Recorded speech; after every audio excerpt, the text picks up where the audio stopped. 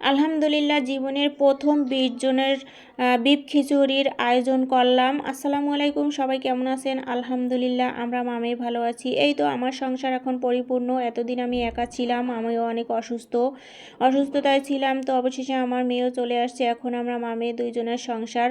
জানি না গত রমজান থেকে এই রমজান পর্যন্ত আল্লাহ আমারে 2 মাসও পরিপূর্ণভাবে সুস্থ রাখেন নাই। জানি না এটা আল্লাহর কোন পরীক্ষা। জ্বর জারি এটা ওটা একদম লেগেই আছে। তো অবশেষে মোটামুটি একটু শরীরটা আজকে ভালো লাগছে। তো অনেক দিনের ইচ্ছা ছিল যে একটু বিফ খিচুড়ি রান্না করে কয়েকজন মিলে একসাথে বসে খাওয়া দাওয়া করব। একটু পাড়া প্রতিবেশী আত্মীয় স্বজন যে যাই আছে, যাকে যেমন পাইক আছে সেরকম।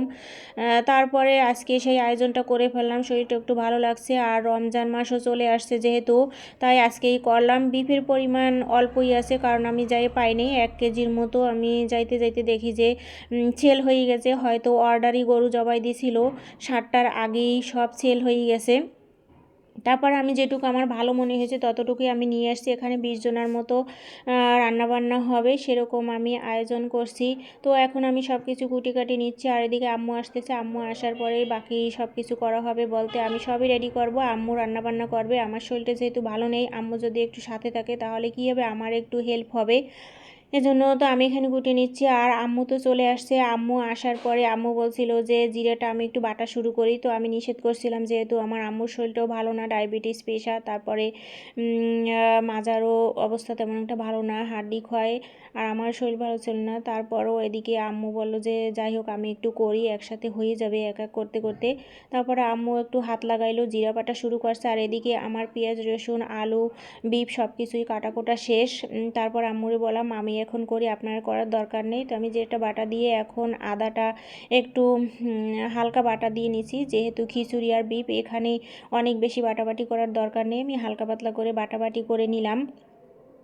আর পেঁয়াজ তো একদম বাটাবাটি করবো না, চিকুন চিকুন করে কুচাইছি, ওটা ভাজা দিয়ে দেব। তারপরে এই যে আমার সব কিছু এখানে রেডি হয়ে গেছে। চাউল ডাউল আমার মেয়ে ধুয়ে নিয়ে আসছে, মামুনিকে বলছিলাম। এখন চুলা ধরাই দেবো বিসমিল্লা বলে। তো আপনারা সবাই সাথে থাকেন, দেখতে থাকেন শেষ পর্যন্ত কী কী করি, কীভাবে রান্নাবান্না হয়, সব কিছু আপনারা দেখার জন্য সাথে থাকেন।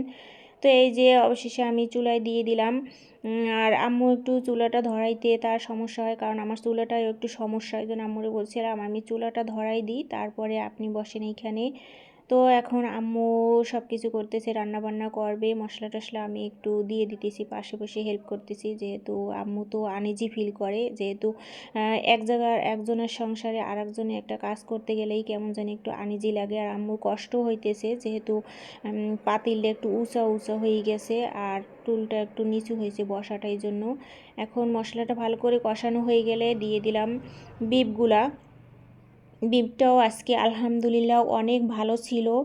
মানে ভাবছিলাম, আম্মু বলছিল যে প্রেশার কুকারে দিয়ে তারপরে সিদ্ধ করার জন্য, কিন্তু প্রেশার কুকারে দেয়া লাগেনি। আমি বলছি আম্মু সিদ্ধ হয়ে যাবে। যাই হোক, বিফ ভালো করে কষানো হয়ে গেলে এখানে আলুগুলো দিয়ে দিলাম। তো আলুগুলো দিয়ে একটু কষানোর পরে তারপরে দিয়ে দিলাম এই যে চাউলগুলা। এখানে চাউল ডাল, শুধু মুসুরির ডাল ছিল, বুটের ডাল ঘরে ছিল না, আর আনারও সময় নেই এরকম, এই জন্য আর আনা হয় নাই। এই দিয়েই দিছি। তো আলহামদুলিল্লাহ আজকের খিচুড়িটা অনেক মজা হয়েছে, অনেক খেয়েছে। যেহেতু আমি গ্যাসে রান্না করি, আমার একটু টেনশন হয় বা টেনশন ছিল যে কীরকম কী হবে। তা আম্মুরে বলছিলাম কীরকম হবে, আমার সাথে টেনশন করিস না, ঠিকই হবে। আর আজকের খিচুড়িটা আমার মেয়ে বলছে যে আম্মু আমি এরকমই খিচুড়ি খেতে চাইছিলাম। তো সেরকমই হয়েছে আলহামদুলিল্লাহ। এগুলো একটু আমার বাড়িওয়ালা আর আমার পাশে আমার এক ডার্লিং আছে, তাদের বাসায় একটু দিয়ে আসবো। আর এটা পার্সেল যাবে, আমার ছেলে আছে, আমার ডাক্তার ছেলে আছে, তার জন্য একটু পার্সেল দেব, তারে আমি বাসায় আনি নেই, সে একটু দূরে আছে, এই জন্য। এই যে এখন আমরা খাওয়া দাওয়া করব। আমরা পরিবারের সদস্য সংখ্যা খুবই কম। যেমন আমার পরিবারে শুধু আমি আর আমার মেয়ে, আর মায়ের পরিবারে মা, আম্মু আছে, আর ভাই ভাবি, সাথে আমার ভাইয়ের পিচ্চি একটা মেয়ে আছে, এই যে ফাতেমা। ফাতেমা তো খাইতেছে, ওর শরীরটাও ভালো না। আর এদিকে আছে আমার একজন ফুফাতো বোন। এই যে, তো আমার ফুফাতো বোনও আসছে, আমাদের বাড়িতেই থাকে, ফুফাতো বোন আসছে। এই যে আমাদের পরিবারের সদস্য সংখ্যা।